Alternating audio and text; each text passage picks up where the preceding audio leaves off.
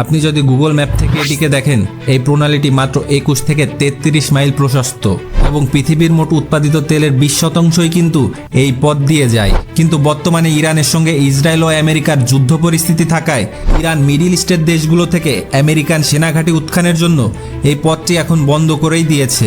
এর অর্থ হলো সৌদি আরব, কুয়েত, ইরাক এবং সংযুক্ত আরব আমিরাতের তেল রপ্তানি সম্পূর্ণ বন্ধ থাকবে, যার ফলে এই দেশগুলো যেন বাধ্য হয় ইরানের দাবি মেনে নিয়ে তাদের দেশ থেকে আমেরিকান ঘাঁটিকে সরিয়ে নিতে। কেননা ম্যাপের দিকে তাকালে দেখা যায় হরমুজ প্রণালীর উত্তর দিকে রয়েছে ইরানের সুদীর্ঘ উপকূল রেখা এবং অন্যদিকে রয়েছে ওমান এবং সংযুক্ত আরব আমিরাত। এখানে একটি মজার ব্যাপার হলো, এই সরু পথে বড় বড় জাহাজগুলো চলাচলের জন্য যে শিপিং লেনটি ব্যবহার করে তার একটি বড় অংশ ইরানের জলসীমার খুব কাছ দিয়ে যায়। ফলে ভৌগোলিকভাবেই ইরান এই পথের গেটকিপার বা দ্বাররক্ষী হিসাবে কাজ করে।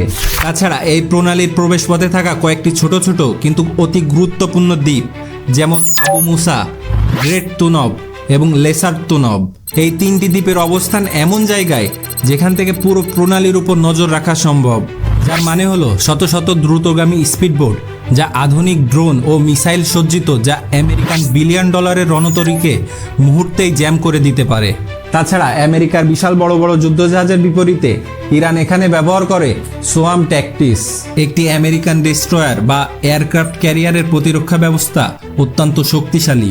যার বিপরীতে ইরান যখন 100টি স্পিডবোট চারপাশ থেকে সাগরের ঢের উপর দিয়ে আক্রমণ করে, তখন আমেরিকার রাডারও বিভ্রান্ত হয়ে পড়ে।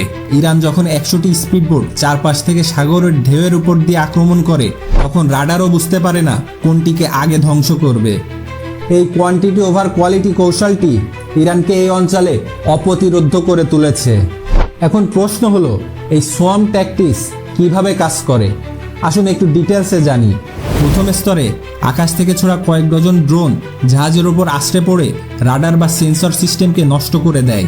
দ্বিতীয় স্তরে শত শত স্পিডবোট চারপাশ থেকে ঘিরে ফেলে মিসাইল বা মেশিনগান ফায়ার শুরু করে এবং তৃতীয় স্তরে তারা সাগরের নিচ থেকে ছোট ছোট সাবমেরিন টর্নেডো ছোড়ে, যার ফলে আমেরিকান যুদ্ধজাহাজের প্রতিরক্ষা ব্যবস্থা বিকল হতে শুরু করে এবং তখন আমেরিকান বিলিয়ন ডলারের যুদ্ধজাহাজটি পালাতে বাধ্য হয়।